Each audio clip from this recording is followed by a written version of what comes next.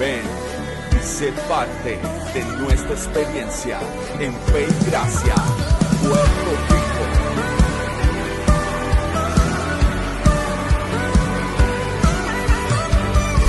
Conéctate, comparte y vive nuestra experiencia de adoración.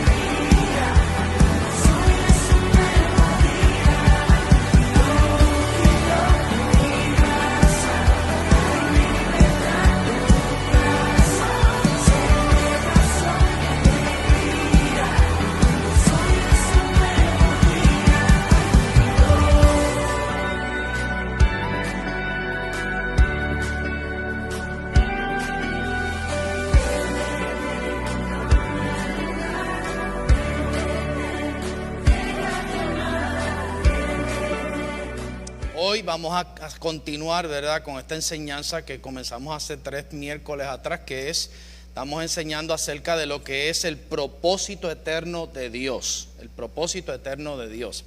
Efesios 1:9 al 11 dice: dándonos a conocer el misterio de su voluntad según su beneplácito, el cual se había propuesto en sí mismo. La versión internacional dice: Él nos hizo conocer el misterio de su voluntad, conforme al buen propósito que de antemano se estableció en Cristo. Esto es importante que lo comprendamos, porque el propósito de Dios no es algo que tiene que ver con la tierra, es algo eterno, es como la bendición.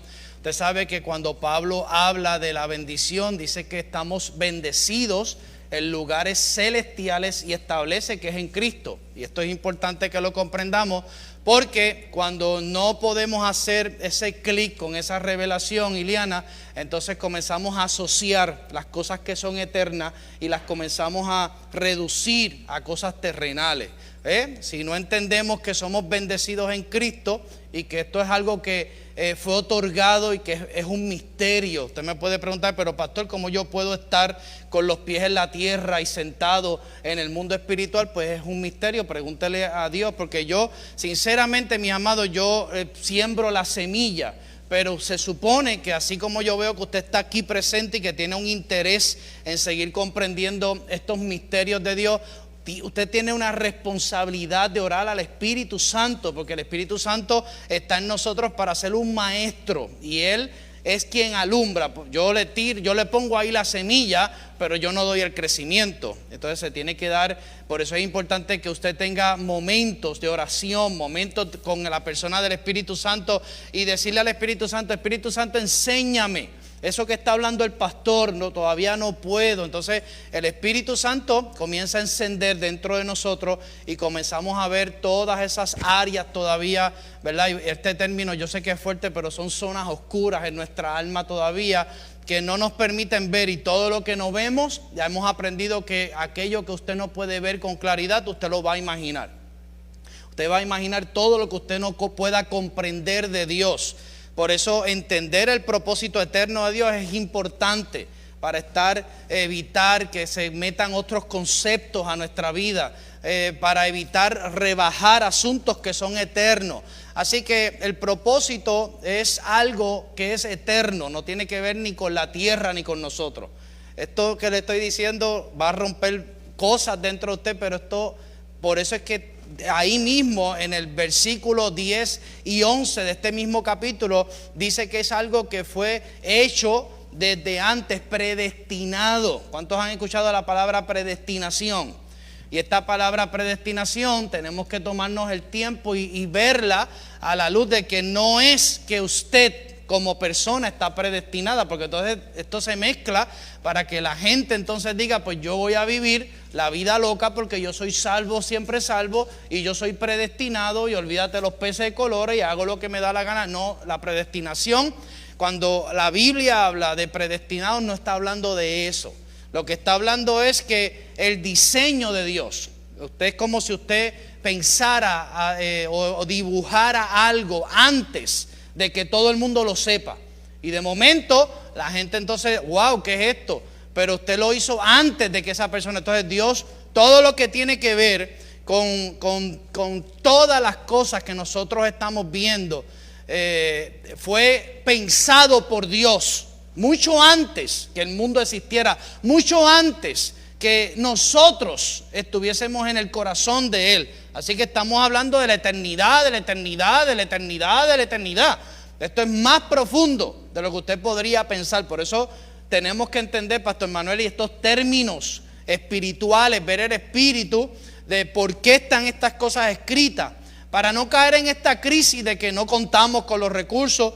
Las mayores crisis que nosotros pasamos son cuando no podemos ver, no podemos captar. Y ya hemos aprendido aquí que todo lo que es de Dios y todos los asuntos de Dios se entienden con fe.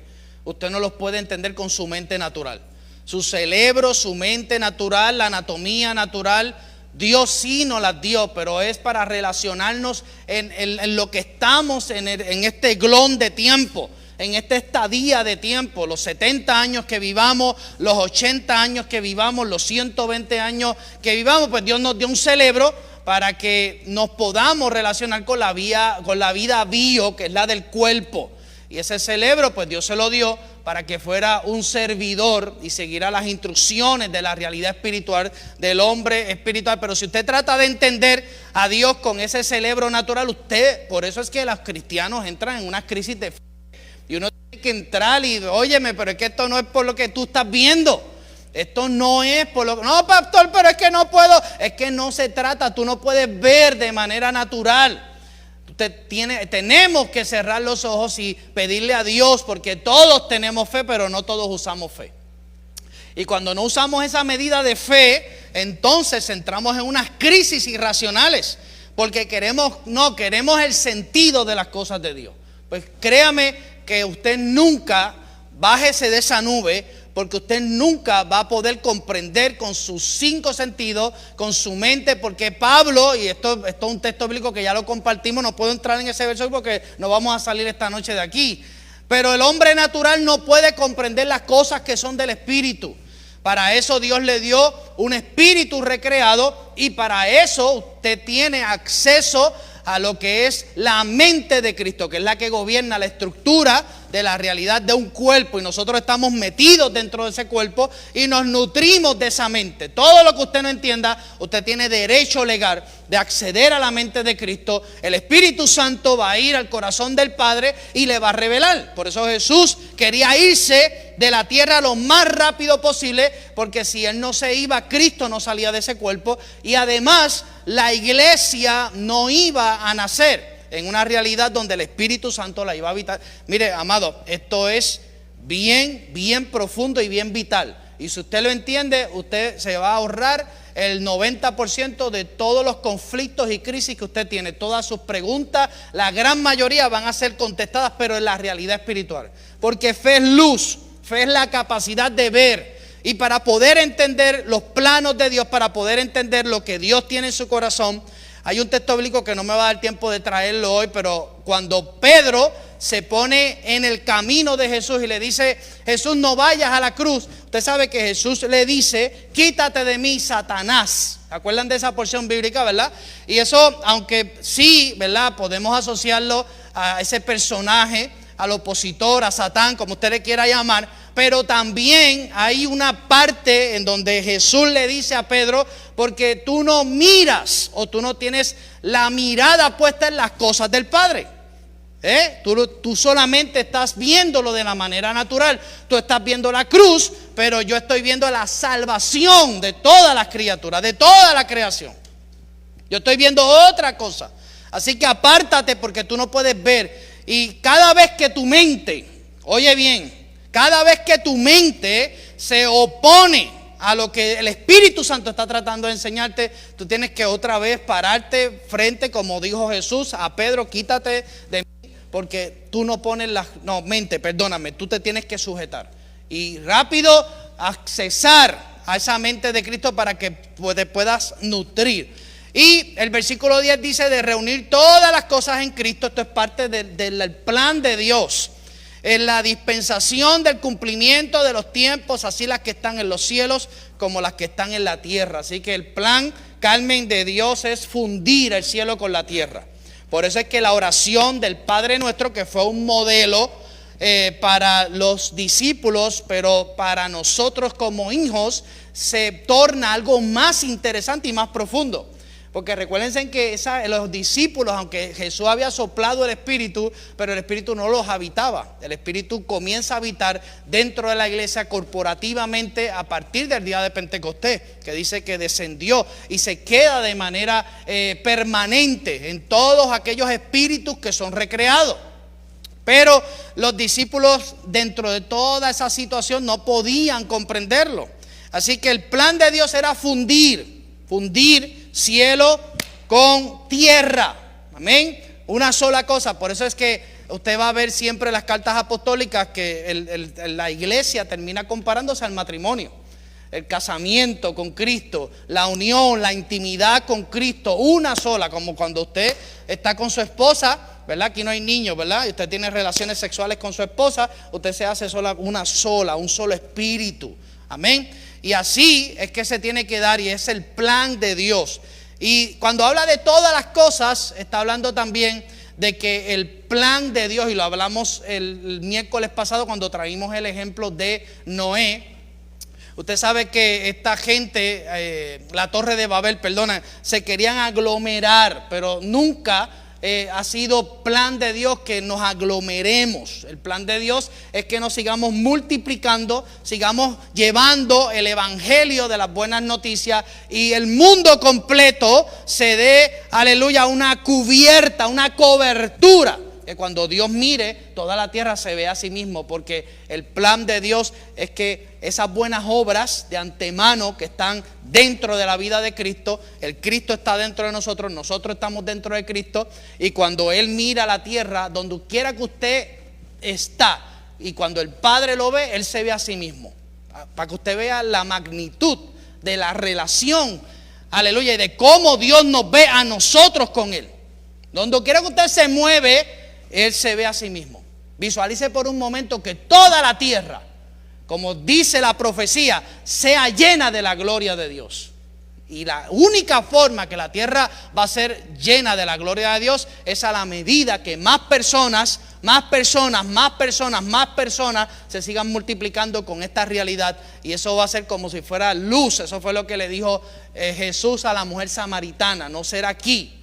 Tú tienes una visión limitada. Lo que yo te digo va a ocurrir a nivel global.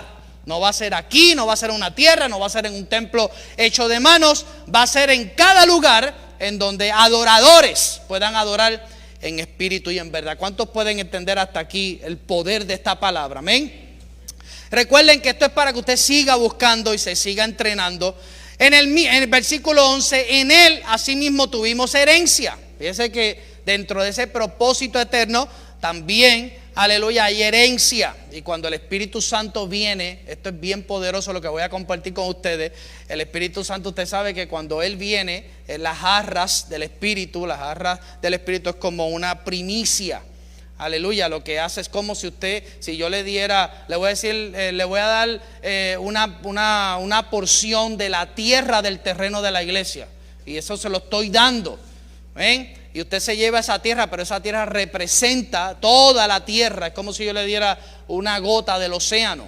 Eso, aunque parece que usted no tiene el mar en sus manos, usted tiene el mar en sus manos. Porque toda la capacidad de esa agua está en sus manos. Pero no lo vemos así. El Espíritu Santo es como una gota, la jarra, esa habitación. Y lo mismo, aleluya, que tiene Dios, el Espíritu Santo nos los otorga en esa vida. Así que esto ocurre para que nosotros no tengamos pensamientos, que pensemos por un momento que no tenemos lo necesario, como hay creyentes que piensan que no tienen lo necesario. Muchos creyentes se quieren ir ya de la tierra porque piensan que ya no pueden hacer más nada, que no están inhabilitados, que no están capacitados. Pero yo te digo a ti que una vez el Espíritu Santo, Tony, te habitó, el cielo completo, todo lo que ocurre en el cielo está ocurriendo dentro de ti. Que no lo puedes ver todavía, lo vas a ver poco a poco, a la medida que te vayas edificando en la verdad presente y en la palabra, y esa alma con la espada, ¿verdad? Vaya haciendo espacio para que entonces esa eternidad salga y tú puedas comprender todo lo que está dentro de ti. Así que yo quiero que usted diga conmigo: yo tengo herencia. Sí, porque entender que somos herederos nos da la convicción de que no somos huérfanos. Todavía hay creyentes que como no tienen este entendimiento piensan que son huérfanos, pero usted no es huérfano, usted tiene una herencia.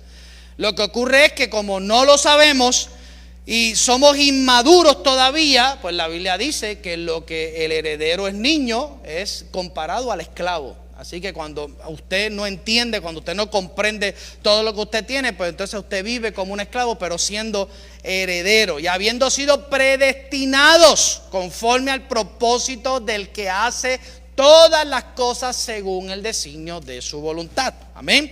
Y esto es lo que hemos estado hablando, porque, mis amados, esto es uno de los temas más importantes que debemos aspirar. Si las personas entendieran la importancia de este tema, pondrían el corazón en esta enseñanza. Si las personas entendieran lo importante que es entender lo que Dios tiene en su corazón, la gente le prestaría más atención a este asunto. Pero la gente puede ver este tema como uno más. Mira, el pastor ahora dejó los reyes, ahora le da con el propósito eterno, ¿verdad? Y los reyes son relevantes porque todavía usted me puede decir: no, pastor, pero de los reyes, y los reyes, y los reyes. Pero entonces que yo lo veo con los mismos comportamientos tóxicos de un alma donde la espada de la palabra no ha llegado. Entonces usted no me puede decir que usted se conoce a sí mismo cuando todavía sus emociones están como una vida loca, respondiendo, almático, con los mismos celos, las mismas envidias, los mismos comportamientos tóxicos. Lo que significa es que tenemos que ir sobre el tema de nuevo y repetir. Por eso los apóstoles repetían las mismas cosas. Los apóstoles no traían cosas nuevas. Los apóstoles repetían lo mismo. Y Pablo decía: no me canso de repetir las mismas cosas. Y esto yo soy enfático porque es importante que nosotros dejemos las improvisaciones. Lo que tiene que ver con Dios, ese entendimiento es medular, mis amados. Es como si fuera la espina dorsal de todo lo que tiene que ver con este reino. Y todo lo que aspiramos y todo el espíritu de estas enseñanzas es para dejar de ser víctimas de imaginaciones, de estar presumiendo, de estar pensando. Usted sabe la cantidad de creyentes que llegan los domingos aquí, se gozan, hablan lengua, se mueven y de todo, y el lunes están con las mismas batallas, las mismas imaginaciones, no trabajan sobre la realidad que tienen que trabajar, pensando que si el otro, que si pito, que si flauta. En los trabajos llegan con los mismos dramas, luego que salen de los trabajos llegan a la familia con los mismos dramas. Y todo esto podemos trabajarlo, mis amados, con la verdad de la palabra. Por eso es importante que esa espada entre y corte todo eso, para que podamos ver con claridad y dejemos de tener dejemos de tener un conocimiento a medias. Aunque usted no lo crea, muchos creyentes tienen conocimiento pero a medias. No tienen buenas intenciones, pero hay falta de precisión, hay falta de exactitud, hay falta de pericia. ¿Cuántos saben lo que es pericia? La pericia es la especialización. Entonces, llegamos aquí, Manuel, y pues está bien, pues escuchamos el domingo, pero no aspiramos. No aspiramos. Yo no pretendo que usted esté metido aquí los 7 días de la semana. Yo entiendo muchas cosas, pero yo los exhorto a que lo hagan en su vida devocional, que se eduquen, que lean la palabra, que vuelvan y escuchen una palabra como esta, que dejen de estar escuchando a otras personas y comiencen a escuchar, porque si Dios lo puso en este lugar es aquí.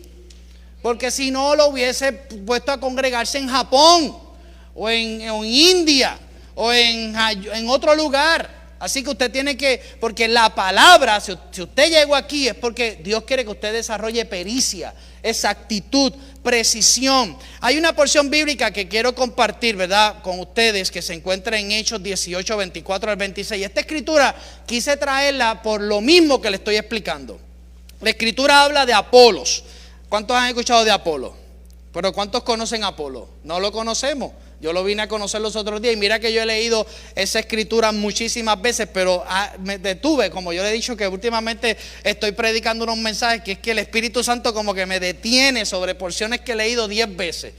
Tienes que predicar de eso, y por eso que usted ve que estoy enseñando y predicando los domingos de muchas porciones que nunca he mencionado aquí. Todavía hay cientos y cientos que no he mencionado y que entiendo que el Espíritu Santo irá trayendo esa revelación.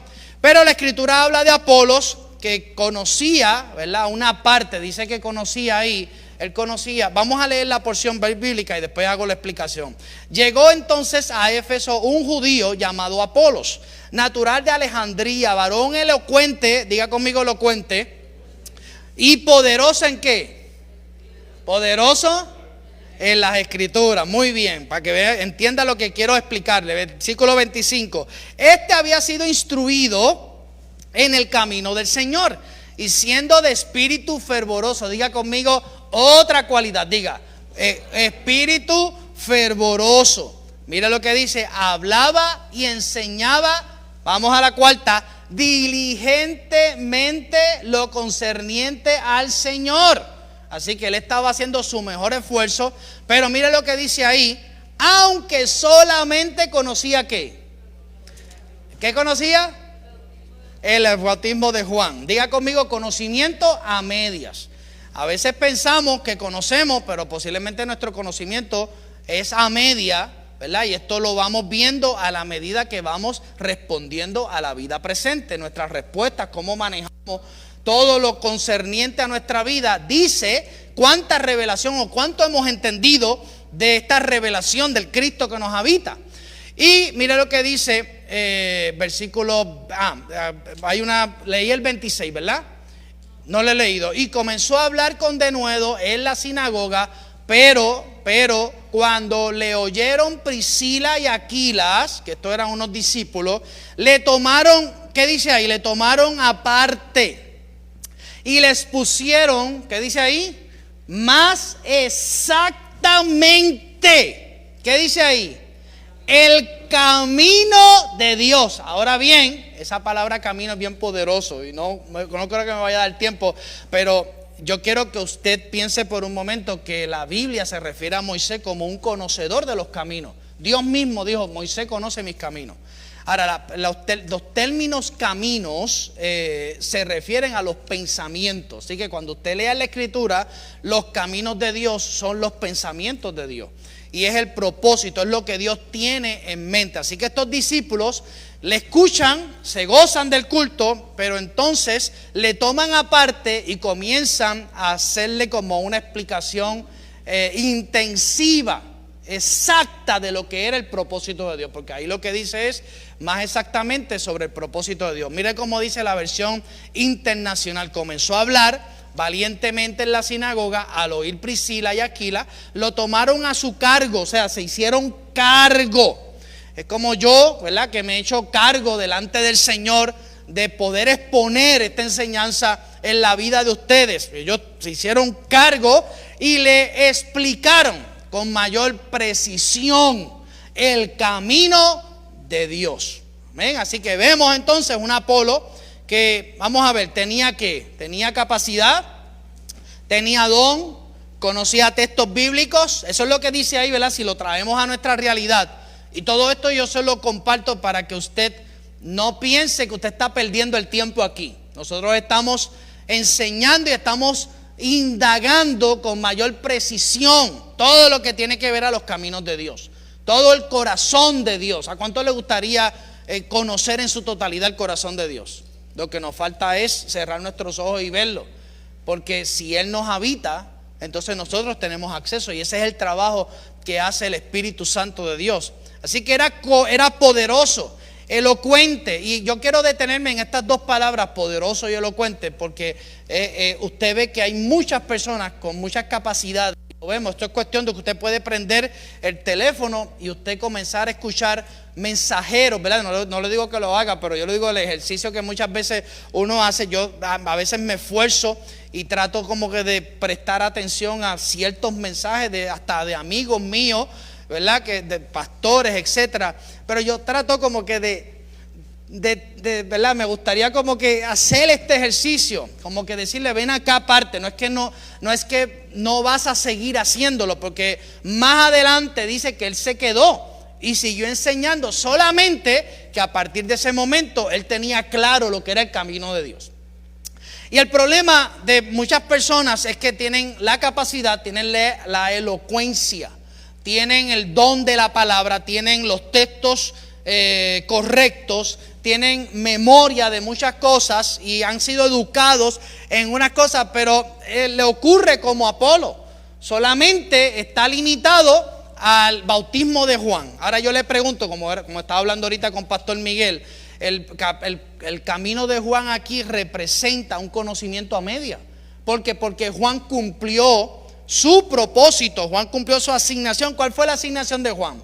La asignación de Juan fue abrirle el camino a su primo Jesús. Así que, pero Apolo no tenía la revelación de Cristo, pero sí tenía elocuencia, tenía capacidad, tenía la capacidad de oratoria, porque dice que era elocuente, era poderoso en las escrituras. Pero Priscila y Aquila, que sí eran alumnos o eran estudiantes que habían tomado un tiempo largo, eran estudiantes directos del apóstol Pablo, ellos conocían el camino del Señor. Entonces, cuando lo observan, ¿verdad?, en esta sinagoga, usted se imagina en una sinagoga que estaban allí los rabinos, estaban los eruditos, estaban los fariseos.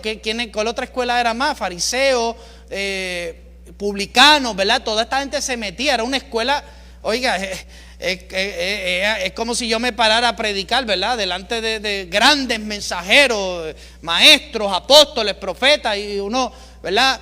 Él estaba metido en una olla de grillo, porque había una revelación a medias. Tenían el mejor corazón, tenían el mejor espíritu, pero estaba ahí hablando, pero era una palabra a medias. Entonces yo le pregunto, yo le traigo este ejemplo. ¿Usted piensa que Dios quiere que usted siga con un conocimiento a medias? Yo digo que no.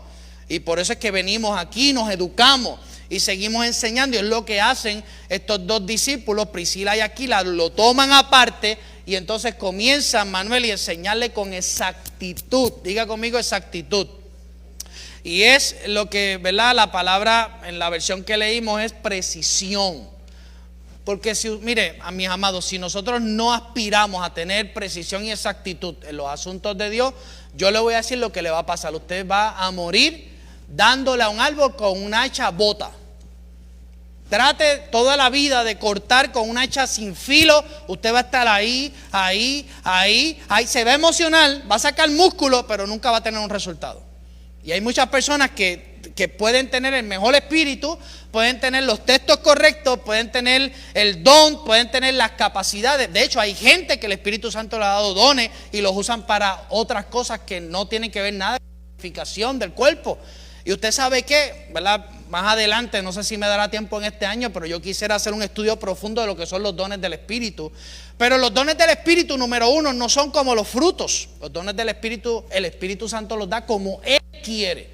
Y el apóstol, cuando hace explicación sobre los dones, lo encierra, dice estrictamente para la edificación. Pero ¿qué pasa con la mayoría de la gente? Después que le olfatean el éxito que le puede producir un don, ¿qué es lo que ocurre? Terminan edificando todo menos el cuerpo de Cristo. Y diga conmigo, los dones son para edificar el cuerpo de Cristo. Y por eso es importante, le traigo esta porción para que usted la lea con calma, ¿verdad? Y pueda dedicarle un poquito más de atención a esto, porque no está mal que usted esté aquí escuchando. Posiblemente usted ya sabe unas cosas y gloria a Dios por eso. Pues posiblemente usted sabe unos principios y gloria a Dios con eso. Pero yo, por ejemplo, yo me ubico en Apolo. ¿Y usted sabe por qué yo me ubico en Apolo? Porque mi conocimiento todavía está como si fuera solamente el conocimiento del bautismo de Juan. Yo soy el primero y yo tengo un espíritu, yo estoy buscando, yo le estoy pidiendo al Espíritu Santo que me ayude. Y como yo le dije hace 3 miércoles atrás, durante estos años, ¿verdad?, esta palabra ha ido calando mi corazón y el Espíritu Santo me ha tenido que llevar donde estaba la mujer samaritana allí, a hablar con Jesús en el pozo y escuchar en mi corazón: tú estás haciendo cosas que no conoces, estás adorando cosas que no conoces. Eso fue lo que Jesús le dijo a la mujer samaritana: tú adoras lo que no conoces. Y tenemos que saber lo que estamos adorando, mi amado.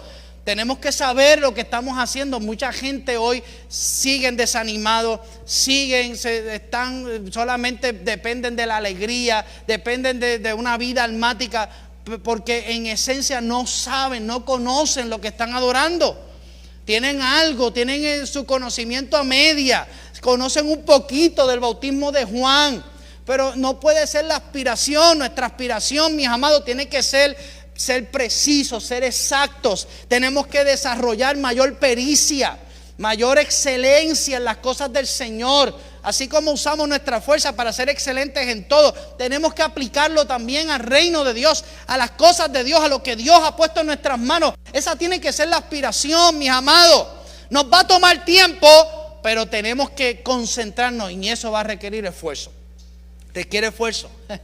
Requiere reconocer zonas donde son improductivas. Y esta verdad es importante, y con esto te cierro, ¿verdad?, este tema, para pasar a los próximos 15 minutos. Esto es importante porque, créame, esta revelación la tenemos que comprender, Carmen, porque es lo que nos va a ayudar a eliminar cosas y sumar otras. ¿Ok?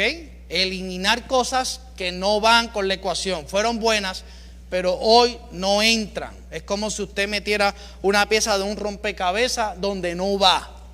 Tenemos que poner la pieza de rompecabezas. Dios es el que sabe dónde va esa pieza de rompecabezas, no es usted. El problema es que la gente desarrolla su vida alrededor de sí mismo. Una vida humanista, no una vida cristiana. No una vida donde administre la multiforme gracia de Dios. Y donde pueda entender el aspecto de lo que tiene que ver con la salvación.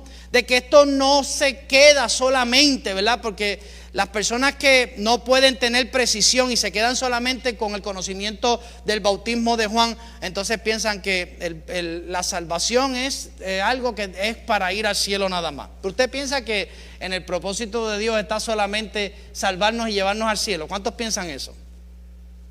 No, no se queda ahí. No se queda ahí. Esto es más profundo. El ir al cielo es un trámite. ¿Sabe lo que es un trámite? Es parte.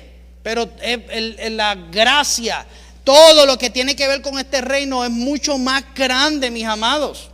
Porque si fuera así, ¿verdad?, de ir al cielo, pues entonces sabe que si ese fuera el fin, el ir al cielo nada más, pues se supone que usted se salve y se muera.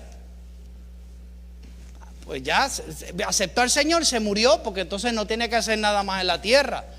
Pero no, la vida que nos ha sido otorgada es para hacer algo en esta tierra. Pero algo que Dios tiene en mente. Y posiblemente hacer un alto a cosas que estamos haciendo que pensamos que son correctas, pero están mal porque la generó la mente natural. La generó el ego. La generó alguna envidia, alguna competencia. Algo que está generando tus aspiraciones. Porque ese es el problema, que este reino tiene solamente un solo propósito. Pero llegamos con la mente adámica y queremos seguir creando otros propósitos. Se distorsiona, Rigoberto, aquello que tenemos que hacer con precisión. Lo que tenemos, yo quisiera, ¿verdad? Yo traje hoy la mejor intención de explicar los oficios del ministerio quíntuple, pero no me va a dar tiempo, lo voy a tener que hacer la semana que viene, porque eso es parte de lo que es el diseño y el propósito de Dios. Está que comprendamos la función, lo que hace un apóstol, lo que hace un profeta, lo que hace un evangelista, un pastor, un maestro. Tenemos que entender porque son oficios. Un apóstol no está por encima de nadie.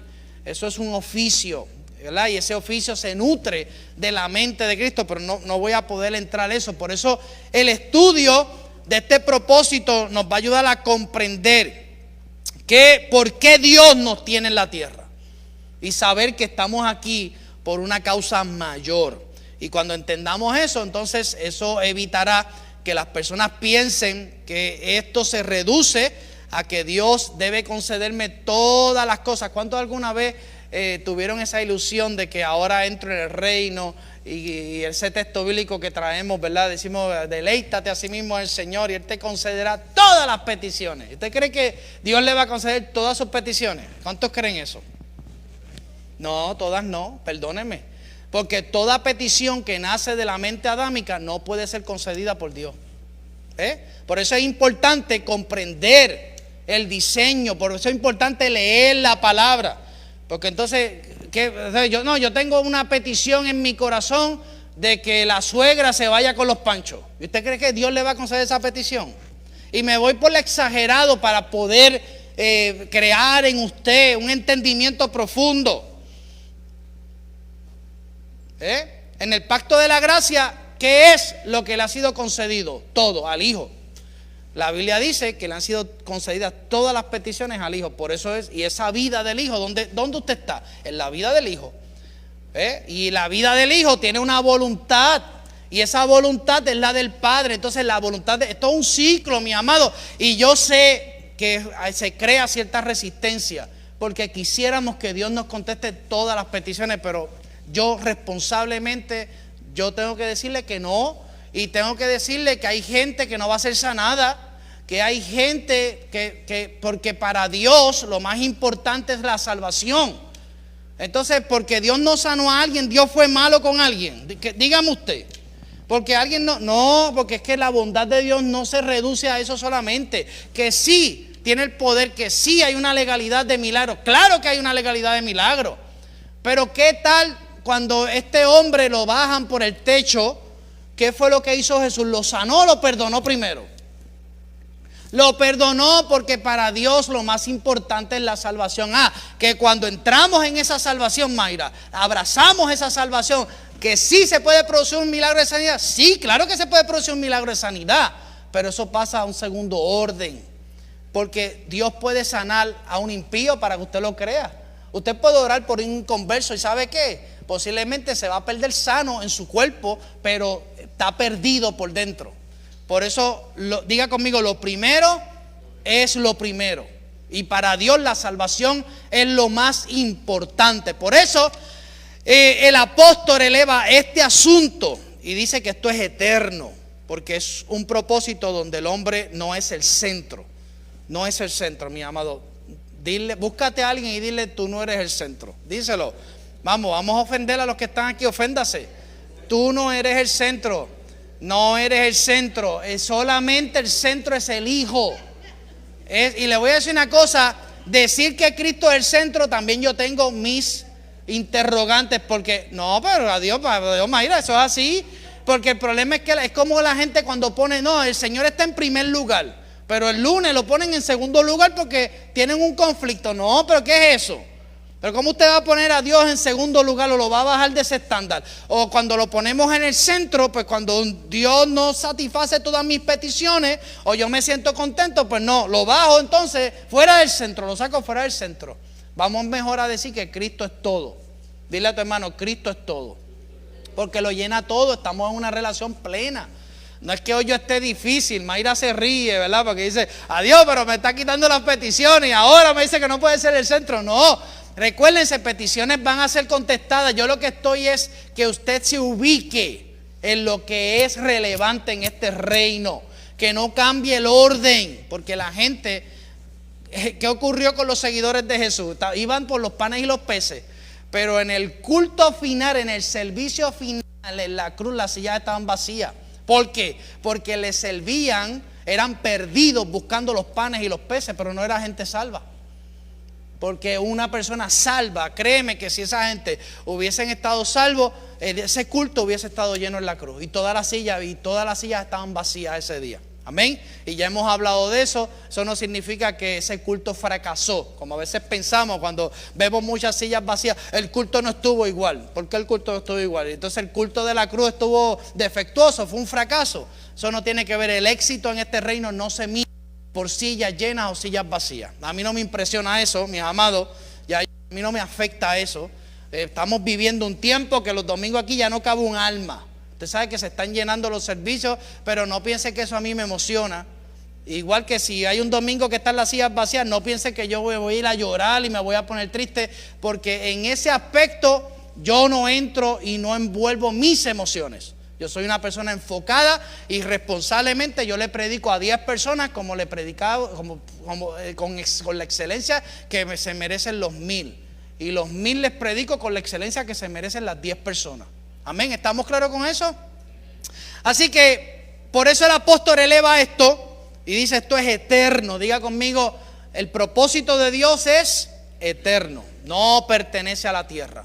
Por eso el hombre no es el centro, y la solución provista para que podamos comprender esto es el entrenamiento. La Biblia usa un término más bíblico, ¿verdad? Esto es más bíblico, habla de lo que es la edificación. Por eso nosotros hoy y cada miércoles, ¿qué estamos haciendo? Diga, nos estamos edificando. Diga, yo me estoy edificando. Esto es como si usted llegara a un trabajo, usted requiere, ¿verdad? Antes que comience a trabajar, aunque le pagan, pero usted comienza. Ahora mismo Elaine entró en un trabajo nuevo en Dorado y yo le pregunto, ¿verdad? Ven acá, ¿por dónde va? No, 3 semanas de entrenamiento. Yo, ¿pero te pagaron? Sí, me pagaron.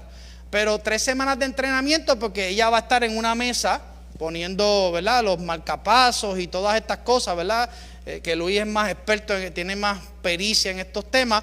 Pero ¿por qué es importante que a ella la eduquen y la entrenen? Porque si no la entrenan, va a poner un cable donde no va, ¿verdad que sí? ¿Y qué va a ocurrir? Y a lo mejor le va a poner una batería donde no va y va a generar una pieza, diga conmigo, dígalo, defectuosa, repítalo, defectuosa. ¿Y qué va a pasar? ¿La van a terminar qué?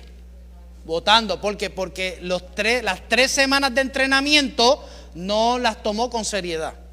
Y la gente, cuando traemos esto, mira, yo traigo este ejemplo del trabajo porque es lo más simple. Porque cuando tú entras a un trabajo, tú te tienes que entrenar en la visión, en la intención, en la pericia de lo que va a hacer ese empleado. Y yo veo que la gente, ¿verdad?, entiende estas cosas en el ámbito natural, pero en lo espiritual no lo entienden.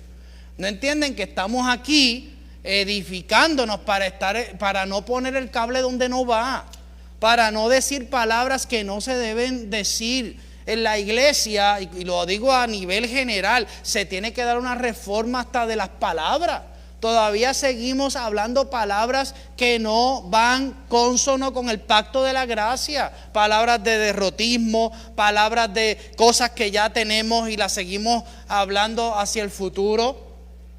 Aspectos consumados.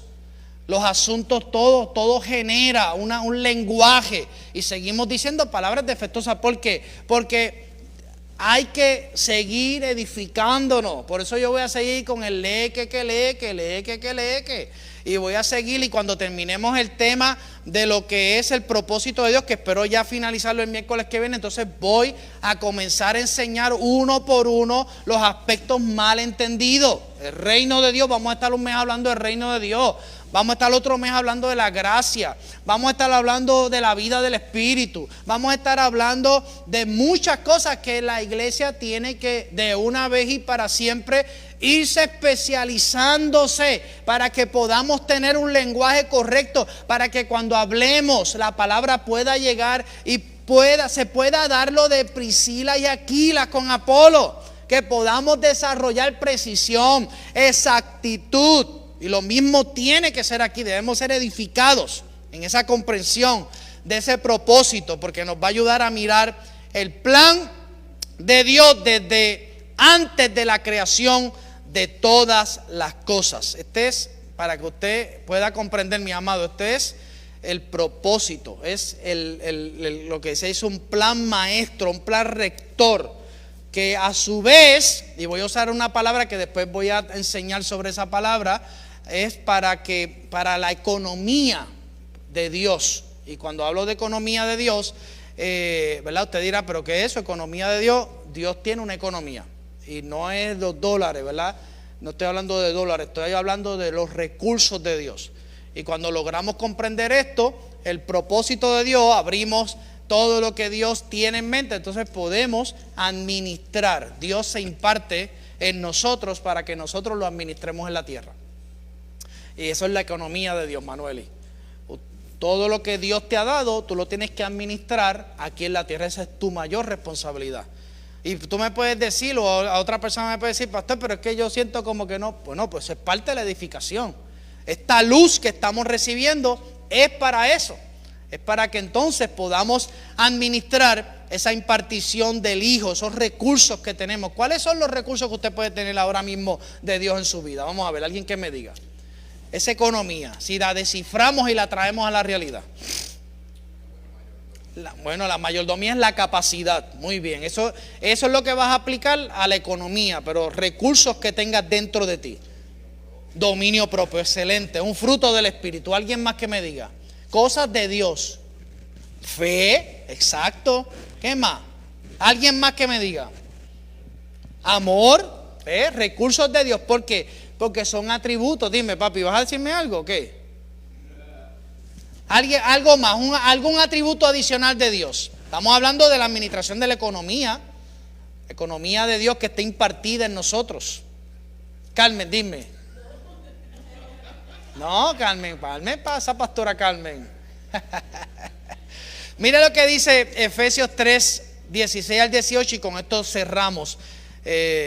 Dice, para que usted conforme a las riquezas de su gloria, el ser fortalecidos con poder en el hombre interior por su espíritu, para que habite Cristo por la fe en vuestros corazones, a fin de que arraigados y cimentados en ¿qué?